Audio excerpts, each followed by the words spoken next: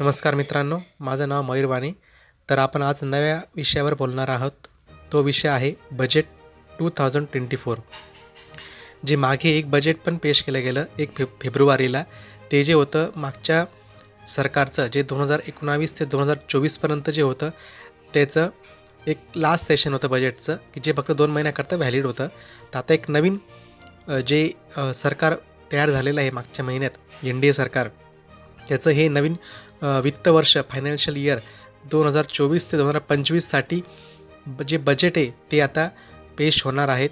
ज्या बजेट पेश करणार आहेत त्या माननीय जे आपल्या अर्थमंत्री आहेत भारताच्या, त्या श्रीमती निर्मला सीतारामन हे ते बजेट पेश करणार आहेत. तर बजेट 2024 तिसऱ्यांदा सत्तेवर आल्यानंतर NDA सरकारचा अर्थसंकल्प या तारखेला होणार जाहीर. तिसऱ्यांदा सत्ता स्थापन केल्यानंतर आता NDA सरकारचा अर्थसंकल्प सादर केला जाणार आहे. 22 जुलैपासून संसदेचे अधिवेशन पुन्हा एकदा सुरू होत आहे. संसदेचे अर्थसंकल्पीय अधिवेशन 22 जुलैपासून सुरू होणार असून 23 जुलै रोजी अर्थसंकल्प मांडला जाणार आहे. तसेच 12 ऑगस्ट रोजी अर्थसंकल्पाचा शेवट होईल, अशी माहिती केंद्रीय संसदीय कार्यमंत्री किरण रिजिजू यांनी शनिवारी दिली. 18व्या लोकसभेचे पहिले अधिवेशन नुकतेच संपन्न झाले.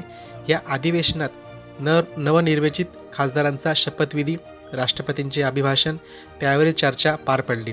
त्यानंतर अधिवेशनाला विराम देण्यात आला होता.